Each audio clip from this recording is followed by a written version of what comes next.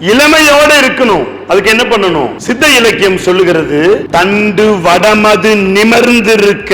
சொன்ன உடனே எல்லாத்தோட தண்டு வடம் அப்படி மேல வருது. தண்டு வடமது நிமிர்ந்திருக்க இளமையது கூடி நிற்கும். தங்க பஸ்ப லேகியம் சாப்பிட்டேன், சிட்டுக்குருவி லேகியம் சாப்பிட்டேன், காயகல்ப லேகியம் சாப்பிட்டேன், வயாகரா சாப்பிட்டேன், ஒன்னும் யூஸ் இல்ல. Keep your back straight always.